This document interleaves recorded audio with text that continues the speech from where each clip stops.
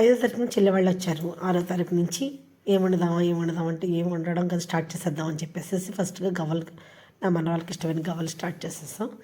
పిండి కలపడం అంటే 1/4 కేజీ బొంబాయి రవ్వకి 1/2 కేజీ మైదా, 3/4 కేజీ ఇంచుమించు అలాగా కొంచెం నెయ్యి వేసి అలాగా కలిపాం. బాగా కలిపిన తర్వాత ఉప్పు వేసి వాటర్ వేసి కలిపేసిన తర్వాత ఇలా గవ్వలు చేయడం స్టార్ట్ చేసిన తర్వాత ఇంకా ఎవరు ఏం చేసినా వాళ్ళు ఏం చేసినా మనం మంట పెడితేనే అవి అవుతాయిరా అనుకుంటూ పిల్లల్ని వేసుకొని నేను ఇసుక మట్టి పోసి పొయ్యి పెట్టి స్టార్ట్ చేశాను. నిజమేనండి, ఏదేం కలిపినా మనం మంట పెడితేనే కదా అవి ఉడుతాయి. అదే ప్రాసెస్లో మేము పెట్టేసాం. పొయ్యి రెడీ అయిపోయింది. నూనె పోసేసి గవ్వలు వేపేసి పక్కన పెడుతున్నాం. ఈలోపు పిండి కలిపేసి జంతుకులు అని చెప్పి స్టార్ట్ చేస్తే మా చెల్లి లోపలే ఇంకా స్టవ్ మీదే పాకం పట్టేసింది. గవ్వలు అయితేని ఏపుకు రెడీగా అయిపోయినాయి కదా, చూస్తున్నారు కదా. ఈ రకంగా తీసేసాం.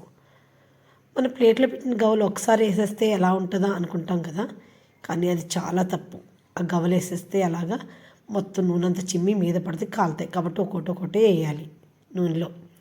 ఈ రకంగా వేపిన తర్వాత తీసేసుకుని లోపలైతే పాకం పట్టేసి శుభ్రంగా బెల్లంతో పాకం పట్టడం చాలా టేస్టీగా ఉన్నాయి, చాలా బాగున్నాయి.